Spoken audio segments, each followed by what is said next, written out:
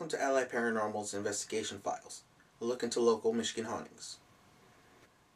This case involves a family who believes the previous homeowner and a past loved one have both made their presence known in the home. The client begins to doubt her sanity as she comes to the realization about living in a haunted home.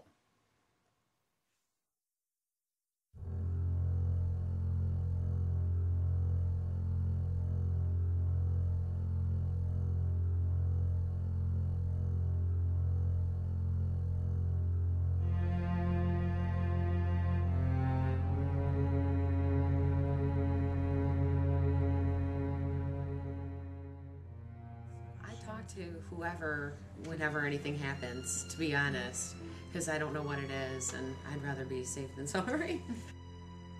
Yeah, I'm curious about the history of the house. Even I'm still trying to find information, and I haven't really found anything too far past the last family, and they weren't here for very long. I've gone into the archives and haven't found anything, and I can't even go find the information on the original owner who built this house.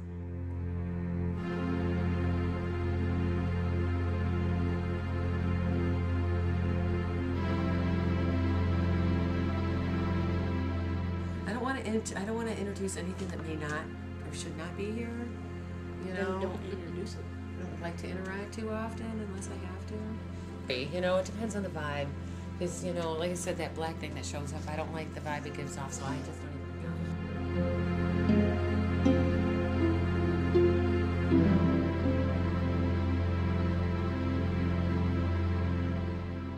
know. Because I think that there's several, to be honest.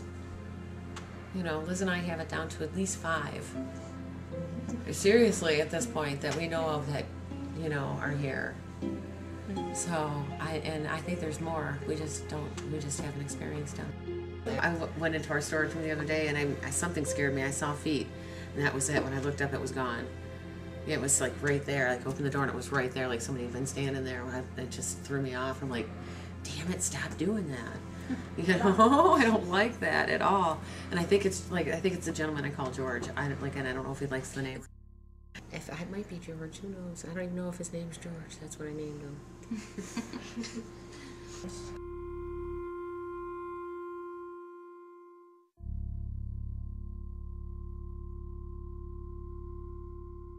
You know, our house can be 72 and you'll still hit a cold spot here and there, or you'll get a breeze that just sends the hair up on the back of your neck. You know, and like I said, the whole house could be a nice comfy 72 and you could be walking through and just get hit with like a sudden temperature drop, chills. It's strange. It seems like it's sometimes every day. You know, we might take a break, you know, here and there, but never for any length of time. You know, 2 or 3 days we might go without an incident, but it doesn't seem to be very often.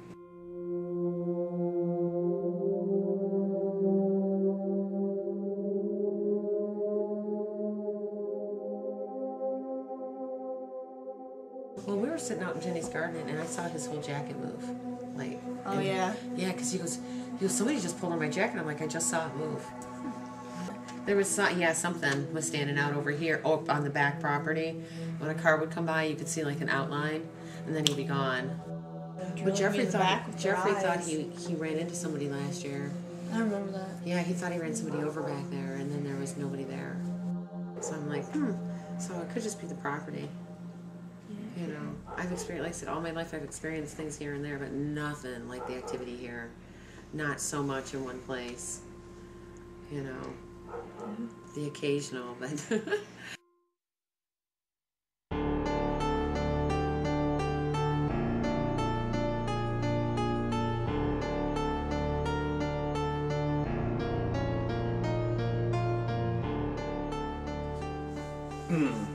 During the tour,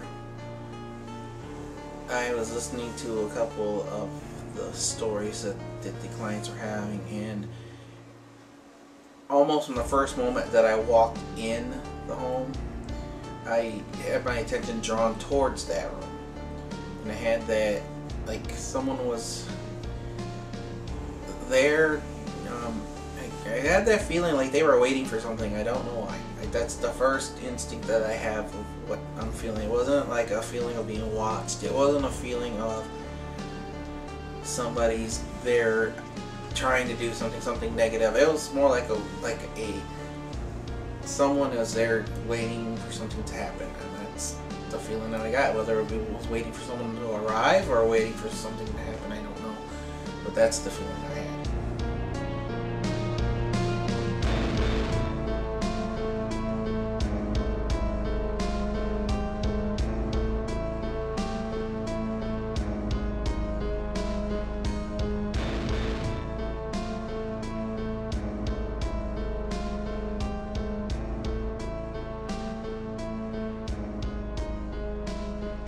The documentation camera up in the living room upstairs. Plugged it in. It was tight, and then it was Unplugged unplugged and went back up there. Plugged it back in a second time. It didn't feel like it didn't want to plug back in. Then the third time we got to plug in, there was slack. It wasn't tight. You know how it's like tight across? It was like completely tight where you had no room. And then all of a sudden it was slack. Wow.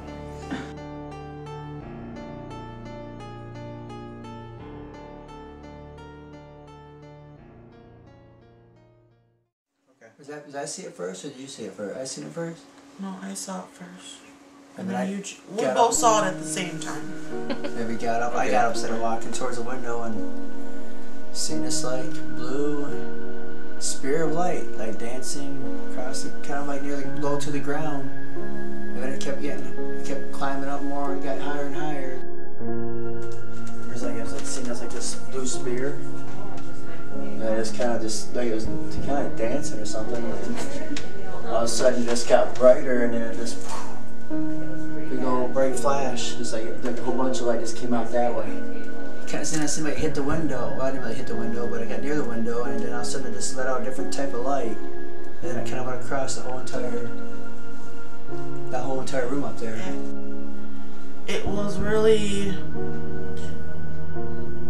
I want to say unexplainable, because blue spear. It was blue, but it was the prettiest blue. I mean, I've never even seen this color blue. It was just like, for a moment you were just in awe, because it was just so beautiful that you didn't even, in my mind, it didn't even register as, oh my God, we're actually seeing something. It was more like, oh, you know, that's awesome, that's pretty, and then it clicks in your head that, wait a minute, you know, that's something we're supposed to be filming.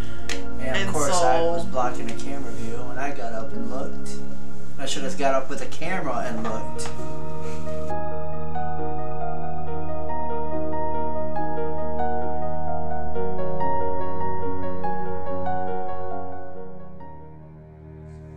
We're downstairs. We were doing our EVP session in the living room upstairs, and Tom started to notice that it was getting really dark in there, and there's a lot of windows, so we have the light coming in from outside, so it's not like it was extremely dark in there while we were doing our session. But all of a sudden you just got like if somebody put a blanket over your face, it just got that dark, and it was almost like there was, you know, like a mist there or whatever. And that was by the door, the doorway from the living room to the Four Seasons room, where we had seen that blue light, spear of light.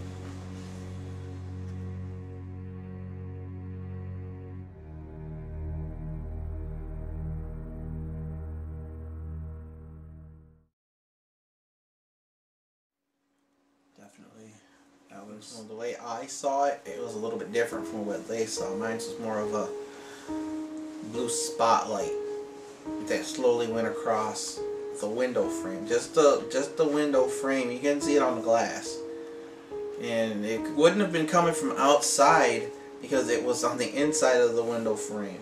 And I even looked around through the house to see if there was any way that it could have shown through the house through another window, and there's too many trees blocking the front of the house for any light just to come in like that. And just a small light like that was so soft, and it just went across slowly, and then a little while later it came back.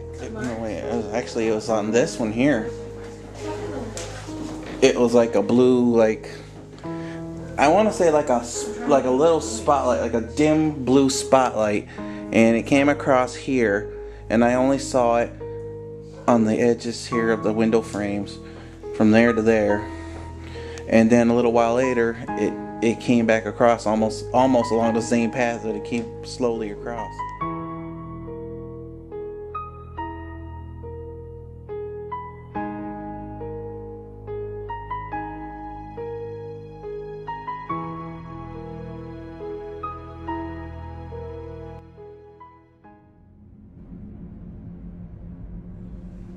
While we were doing our investigation, one of the teams was out, and my group was sitting and watching the cameras, and I started coughing really bad, and I couldn't understand why, because I didn't have a cold at the time.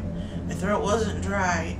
I was just coughing, and I was coughing to the point where it was hurting my throat so bad that my throat actually got raw, and I felt like I couldn't talk.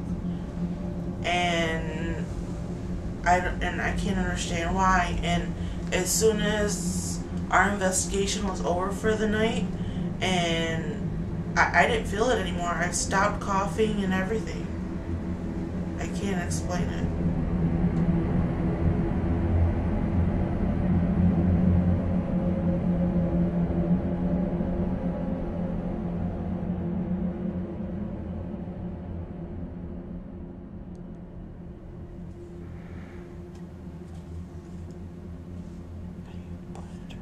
Someone's upstairs.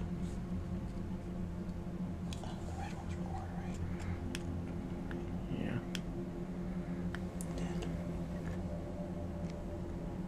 Wait, I forgot. This isn't the kitchen. This is the porch. This is where that door is. It sounded like somebody was above us.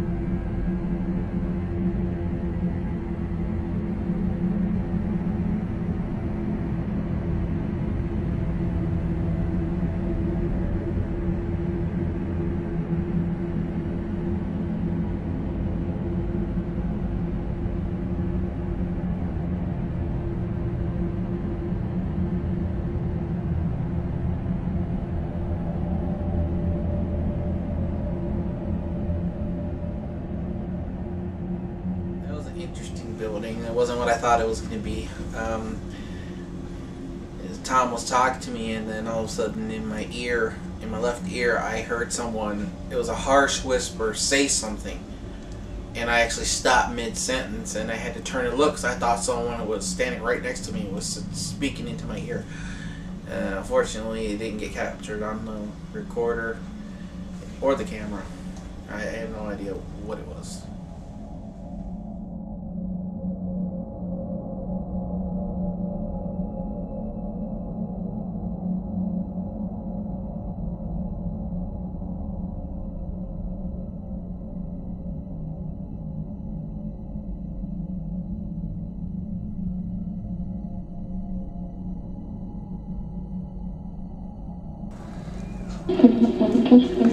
Yeah, it's right here. You're cold too. You're cold. Yeah, it's right here. You're cold too. You're cold. I totally can't hear it, but I can't tell what it's saying. Sounded like Jenny. Told you. You're right. When I first listened to it without slowing it down, I thought it just said like hi. That's maybe. me, yeah. But when I do this here, it almost sounds like, I want to say cry. It sounded like her voice. Something along those lines, but it's still, it's It's one of those. It sounded longer than cry. It definitely was. No, I thought it was. It almost, well, it kind of sounded like, you know how Jenny would be like, hi, kind of sound like that. All I know is it sounds like a girl. Mm-hmm. Wow. Told you there's been a girl from there. This one was downstairs in Jenny's room.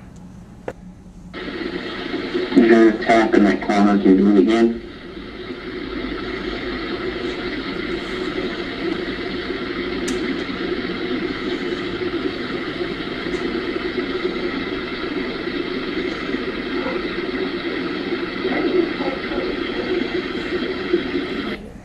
I heard that. Kind of sound like a knock. No, that was somebody talking. I think somebody answered In a him. voice. Yeah. You heard a tap in that corner. Can you do it again?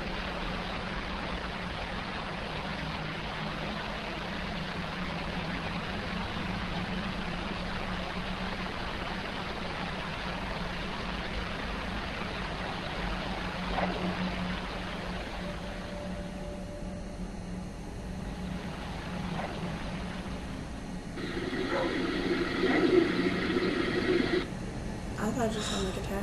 No, Sounded like you could hay. hear the voice. Oh. So, but how you? Kind of sounded like hay to me. It definitely was not a girl. It sounded more like a. Yeah. I think. That's crazy. This one I'm not too sure about, although I'm not sure we're even in the house at the time. I think it might have been when we stepped outside. Okay. So, I mean, you can hear talking, but it's just, I don't know, it's just.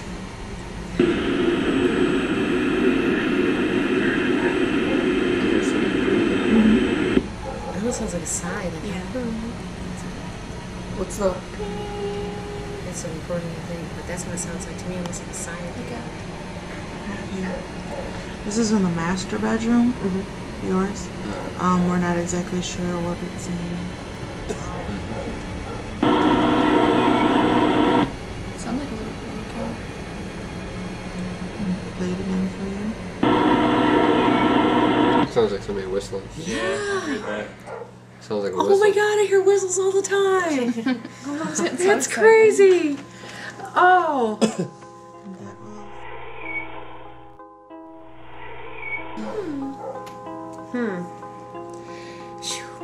Okay, I'm not crazy. I'm totally not crazy. Not this time. Phew. You don't even know. Mm-hmm. Whew. Glad to hear it. Heck yeah. You know?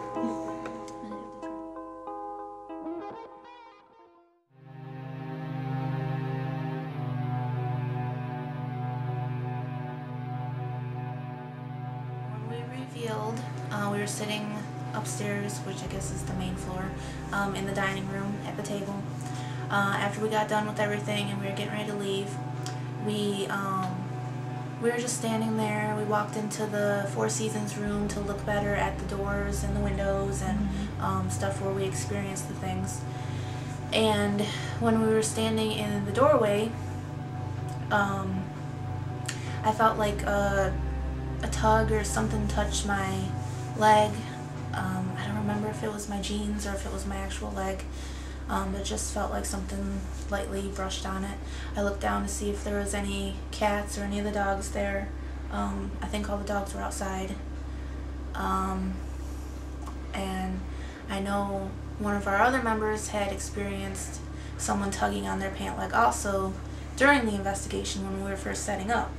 So, you know, I was like, okay, this is familiar. Is it the same person? What's going on? On our reveal in Harrison, afterwards, I had to use the restroom before we left to go to the place where we were staying for the night. And sitting on the toilet, and all of a sudden, the toilet paper roll just starts unrolling. It was almost as if a cat was pawing it down. That's the way that it was rolling down And I just stared at it, and I'm like, okay. And so I rolled it back up because I'm like, well, you know, the people of the house are probably going to be thinking, what the heck was she doing in here? But as I left the restroom, I immediately told my team leader, Felicia, what had happened, and she just was like, that's just too weird. And I told the people that own the house too, and they were just like, stuff like that happens all the time. And I'm just like, it was just too weird seeing it roll down like that. And then when we went back downstairs, we're getting ready to leave, still chatting with the family a little bit, using the bathroom and stuff. And the bathroom is right across from what they call Jenny's room, which is the daughter who had passed away not too long ago. And I just had the urge to keep looking in there, like something strange was, you know, something might have been standing in there, sitting in there. I'm not sure. I didn't see anything or hear anything. I just had the strangest feeling to keep looking in there.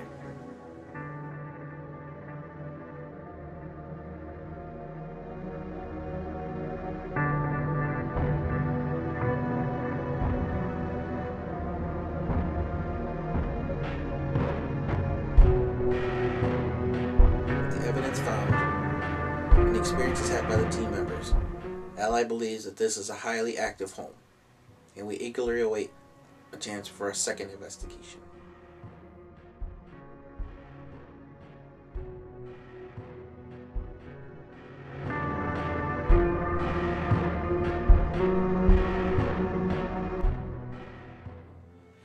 I think it's super interesting. I'm so glad you guys found something. You know, I don't know what to make of it, but I'm glad you found it. Well, you know, with everything that we caught and the blue light, we also want to ask you if you'd be willing to let us come back sometime. Yeah. For a follow-up. Definitely. Probably not until Yeah. next spring when it ends up again, but not a problem. yeah, we definitely want to come back and see if we can get some Well, you guys can do the whole answers property and if you want to. I mean, that'd be fine with me. That's what he wanted to do. You know. Trails, the woods. I'm hoping that you guys do. Yeah, we have three or four main trails out there, but we see stuff out there all. Yeah, it's like when we're driving all the time. I say we do that if we do it again. I'm having a camera in my hand, and I'm having one of those cameras you take a picture. I for sure Digital camera and a video camera. am waiting to go back to see if we can catch it on camera this time.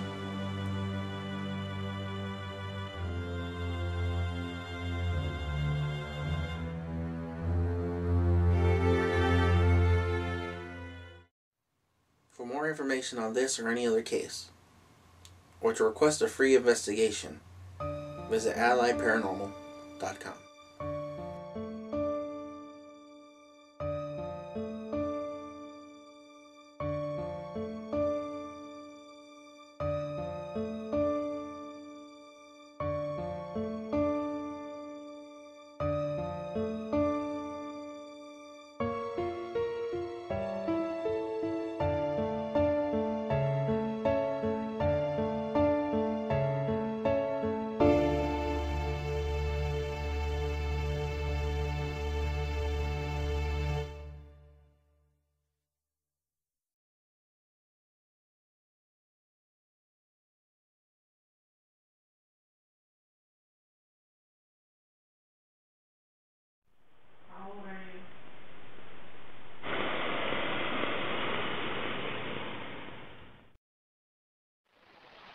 I heard a tap in that corner. Can you do it again?